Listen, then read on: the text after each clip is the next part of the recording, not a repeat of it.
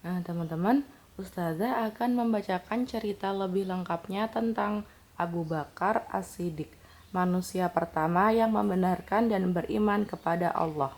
Abu Bakar radhiyallahu anhu selalu menemani Rasulullah shallallahu alaihi wasallam siang dan malam. Ketika hijrah ke Madinah, Abu Bakar radhiyallahu anhu menemani beliau sepanjang perjalanan, menemani Rasulullah saat berada di Gua Hiro. Ketika berjalan di siang hari yang udaranya sangat menyengat, Abu Bakar mencari tempat berteduh. Kemudian dilihatnya batu besar.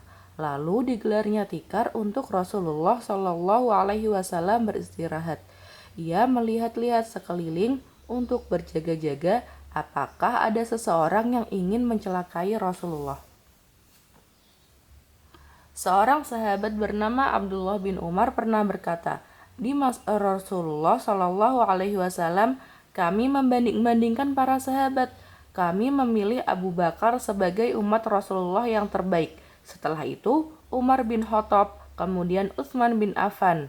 Seseorang bernama Muhammad bin Al-Hanifiyah bertanya kepada ayahnya, siapa manusia terbaik setelah Rasulullah? Ayahnya menjawab, Abu Bakar.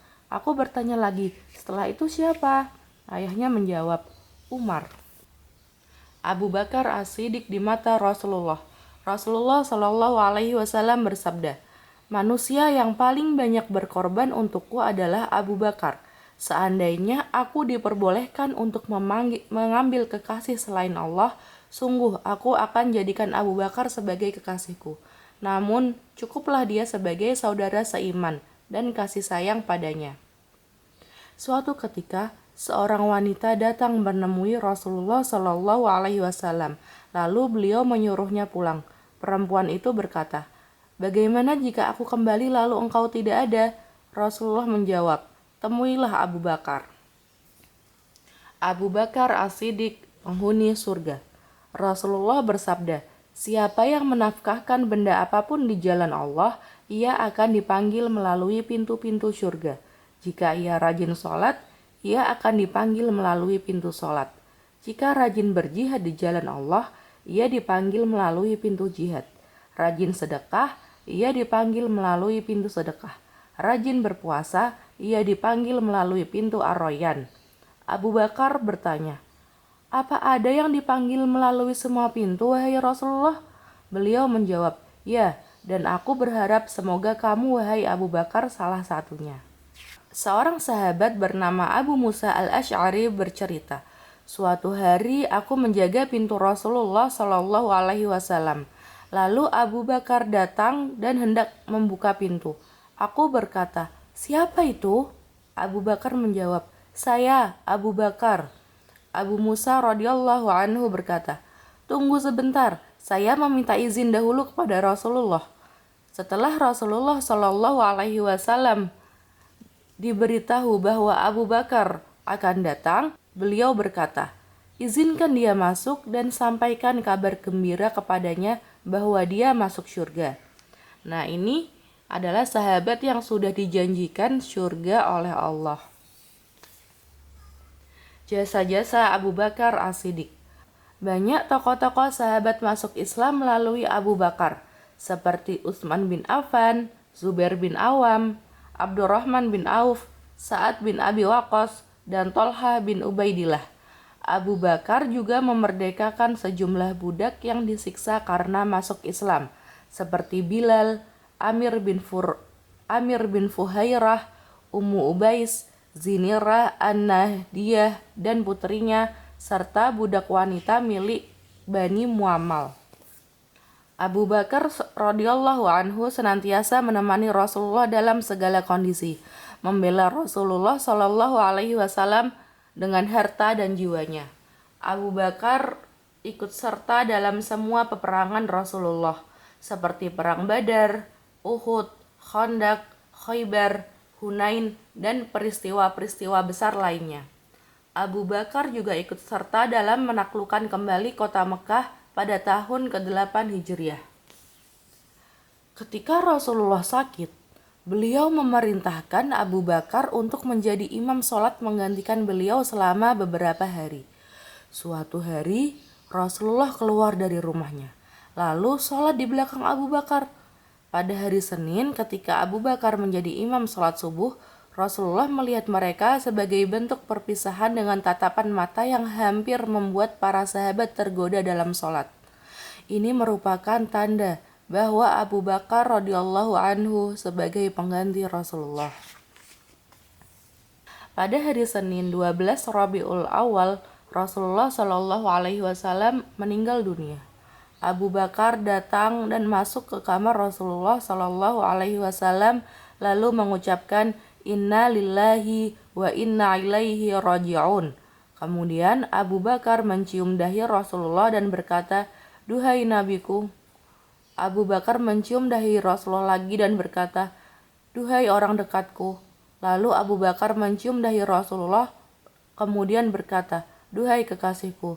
Rasulullah Shallallahu Alaihi Wasallam telah tiada. Abu Bakar As-Siddiq menjadi khalifah. Setelah Rasulullah Shallallahu Alaihi Wasallam dimakamkan, Umar bin Khattab menjelaskan kepada seluruh sahabat bahwa Rasulullah telah memilih Abu Bakar, sahabat terbaik Rasulullah, untuk menjadi pemimpin umat Islam. Para sahabat pun mengangkat Abu Bakar sebagai khalifah dan pemimpin umat Islam setelah Rasulullah. Ali bin Abi Thalib datang terlambat. Dia pun akhirnya mengangkat Abu Bakar radhiyallahu anhu. Abu Bakar adalah khalifah pertama dalam Islam. Setelah Abu Bakar diangkat menjadi khalifah, beliau naik ke atas mimbar lalu berceramah yang isinya,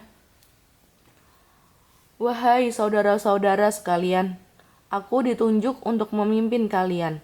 Jika aku berbuat baik, bantulah aku. Namun, jika aku berlaku buruk, luruskanlah aku. Kejujuran adalah amanah dan dusta adalah pengkhianatan. Aku hanyalah pengikut sunnah Rasul dan bukan pembuat hal baru. Karena itu, jika aku berlaku lurus, ikutlah aku. Dan jika aku menyimpang, luruskanlah aku." Pada saat itu, Fatimah itu siapa teman-teman? Fatimah itu putri Rasulullah yang juga istri dari Ali bin Abi Thalib. Saat itu Fatimah sedang sakit. Abu Bakar menjenguknya dan minta maaf kepada Fatimah jika terdapat kesalahan-kesalahan pada dirinya. Abu Bakar berkata, "Demi Allah, tidaklah aku meninggalkan kampung halaman, seluruh harta, keluarga dan kerabat, melainkan demi mencari ridha Allah, ridha Rasulnya, dan ridha kalian." Fatimah pun memaafkan Abu Bakar. Ini Fatimah yang hijau ini, Abu Bakar yang ini. Nah, ini kejadian Rasulullah wafat. Kabar meninggalnya Rasulullah Shallallahu Alaihi Wasallam langsung tersebar ke seluruh kabilah-kabilah Arab.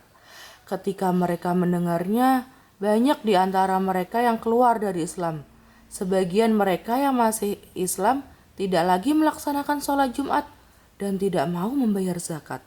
Mereka menganggap bahwa Islam itu hanya di masa Rasulullah Shallallahu Alaihi Wasallam saja. Padahal seharusnya tidak boleh seperti ini ya teman-teman ya. Nah, ini pasukan Usamah. Sebelum Rasulullah wafat, beliau mengirim pasukan perang ke negara Syam untuk memerangi kaum Romawi. Beliau menunjuk seorang pemuda bernama Usamah bin Zaid menjadi panglima perang. Di tengah perjalanannya, mereka mendengar berita bahwa Rasulullah Shallallahu Alaihi Wasallam wafat.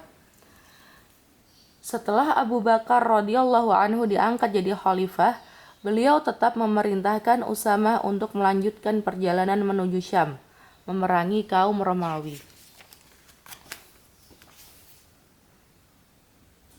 Abu Bakar As-Siddiq memerangi kaum murtad.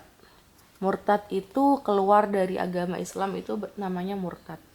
Setelah Abu Bakar dilantik menjadi khalifah, beliau menghadapi cobaan yang sangat besar. Suku-suku Arab banyak yang keluar dari Islam. Namun, beliau tetap tegar dengan keimanan yang sangat kuat dan menginginkan tegaknya Islam seperti di masa Rasulullah Shallallahu Alaihi Wasallam. Abu Bakar mengajak kembali suku-suku yang telah murtad untuk kembali ke Islam.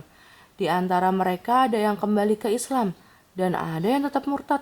Abu Bakar pun memerangi dan menghabisi mereka yang murtad. Pada bulan Jumadil Akhir tahun ke-11 Hijriah, Abu Bakar bersama penduduk Madinah dan para pemimpin suku bergerak menuju perkampungan orang-orang Arab Badui di sekitar Madinah yang telah murtad. Selain telah keluar dari Islam, mereka berusaha menyerang kota Madinah. Namun sebelum matahari terbit, orang-orang murtad itu berlarian kabur dari kampung mereka. Abu Bakar mengejar orang-orang murtad itu sampai ke daerah Zulqasah, sebuah daerah yang dekat dengan kota Madinah. Sesampai di sana, Ali bin Abi Thalib meminta Abu Bakar untuk kembali ke Madinah dan menunjuk panglima perang.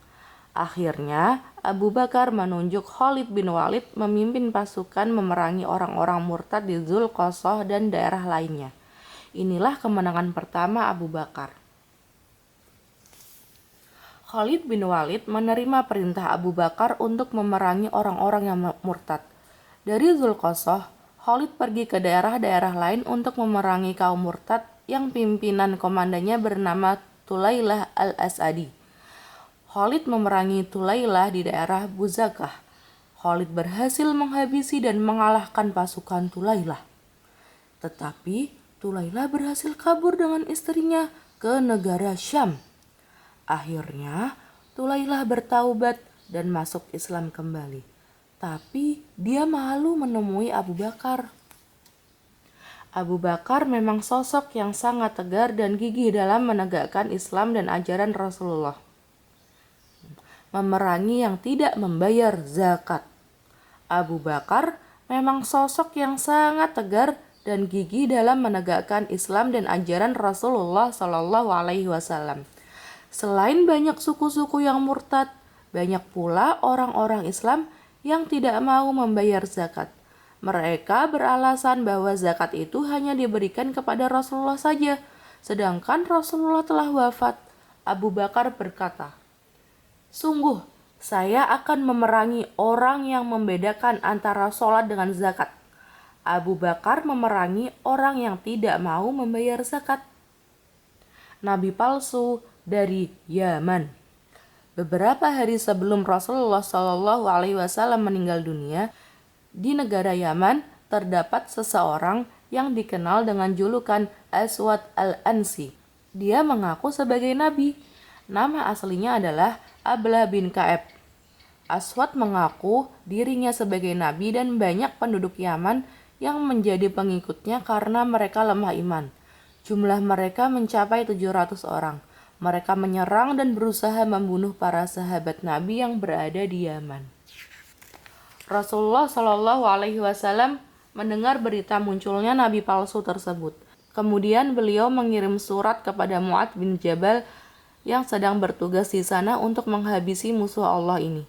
Para sahabat yang berada di sana pun menggalang kekuatan melaksanakan perintah Rasulullah.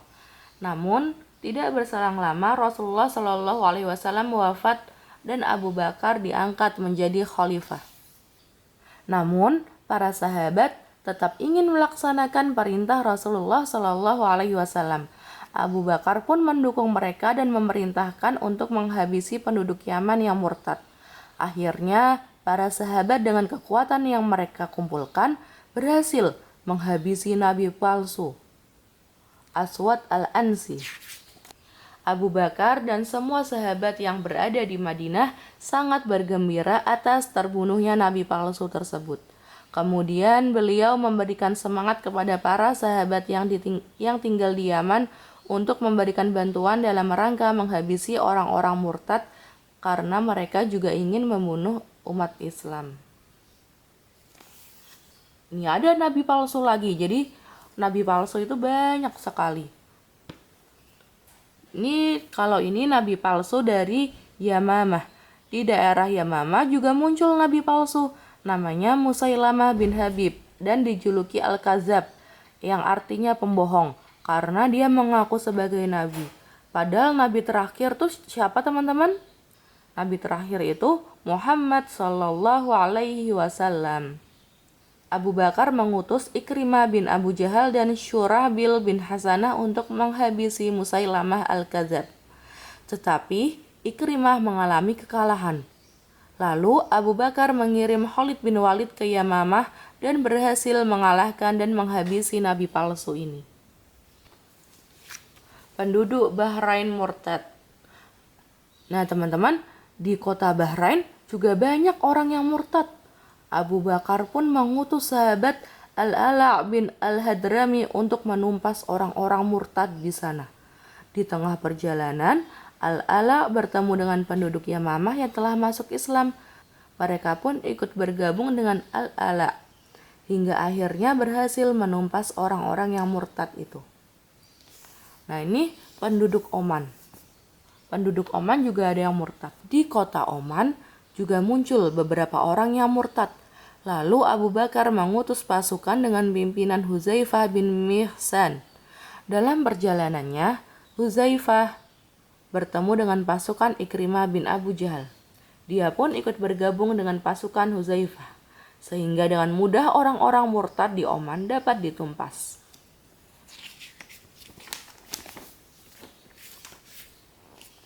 Dakwah ke Irak dan Syam. Setelah Khalid bin Walid pulang dari Yamamah, Abu Bakar memerintahkannya untuk menyebarkan Islam ke Irak. Jika mereka melawan, jihad pun harus dilakukan. Selain itu, Abu Bakar juga berkeinginan untuk menyebarkan Islam ke Syam. Untuk itu, beliau mengumpulkan para sahabat seperti Yazid bin Abu Sufyan, Abu Ubaidah bin Jarrah, Syurabil bin Hasanah, Amr bin As, Muawiyah bin Abu Sufyan, dan menugaskan mereka untuk menegakkan kalimat tauhid di negara Syam. Jadi meskipun Rasulullah Shallallahu Alaihi Wasallam telah meninggal, di bawah pimpinan Abu Bakar pun umat-umat Islam tetap bersemangat untuk mendakwahkan agama Islam, untuk menyebarkan agama Islam. Abu Bakar As-Siddiq wafat. Abu Bakar telah berupaya untuk menegakkan Islam dan menyebarkan Islam. Pada hari Senin setelah maghrib 8 Jumadil Akhir tahun 13 Hijriah, Abu Bakar radhiyallahu anhu meninggal dunia dalam usia 63 tahun setelah jatuh sakit selama 15 hari. Umar bin Khattab bertindak sebagai imam pada waktu sholat jenazah Abu Bakar.